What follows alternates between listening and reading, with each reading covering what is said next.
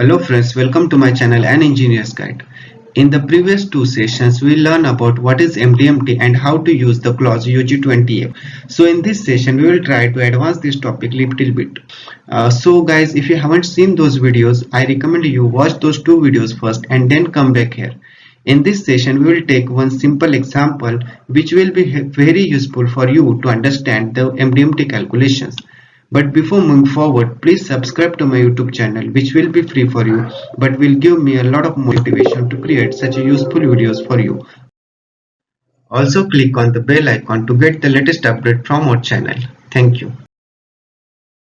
Now for sake of simplicity, I would like to teach with a simple example. Here you can see there is some inputs provided in the VIII software. So please note down the inputs. Now, as previously said, we need to turn off one setting in the VIII software for ease of understanding. So here, we have to turn off the setting use VIII MEWP to compute the MDMT. You will find that option in the configuration setting of VIII software. From there, you can turn off the setting. What happens when I turn off this setting? We can get the thickness required as per considered design pressure, which is way easier than using MEWP in the calculations. In our case, MEWP is not used.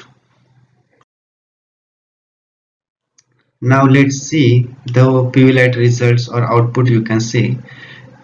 Here I am just showing you the results from VIII software and we will try to verify those results by manual calculations. So guys, you please note down the values of basic MDMT and reduced MDMT for shell, which we are going to verify here in this video. So basic MDMT is minus 36 degrees Celsius and reduced MDMT is minus 42 degrees Celsius. Now we will consider the input values to design the shell. MOC is SF516 grade 70, N stands for normalized. Maximum allowable working stress S is equal to 138 MPa. So guys, if you don't know how to calculate the maximum allowable working stress, there is some video on our channel. Please go through that so you will understand how to find out the maximum allowable working stress. Joint efficiency is 1. Inside diameter I am considering as 1000 mm. Corrosion allowance as 3 mm.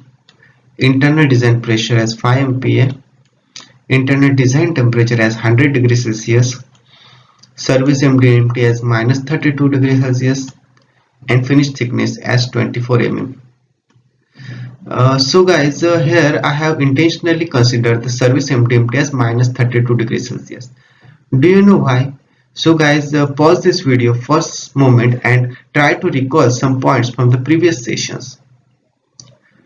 If you find the correct answer, please share it in the comment box. It will be appreciated. Now what happens if I consider the temperature higher or equal to minus 29 degrees Celsius and thickness is less than 25 mm? In such cases, considering other factors mentioned in UG20F, I can get an exemption from the impact testing by using clause UG20F only. However, I don't want to limit it here, which is why I considered the service MDMT as minus 32 degrees Celsius. So guys, I hope you have understood the input parameters so far. Now based on the design inputs, you might be wondering where to use the material in design calculations. So please pause the video and take some time to think about it and share your thoughts in the comment box. Here you just need to refer the figure UCS 66 or UCS 66M. Below figure UCS 66 or UCS 66M, you will find the nodes labeled as curve A, curve B, curve C and curve D. Each curve lists various materials. You simply need to locate your material in the appropriate curve and use that curve for calculation purpose. In our case, the material is SF516 grade 70 normalized. The term normalized is very important here because, however, since our material is normalized, the applicable curve is curve D.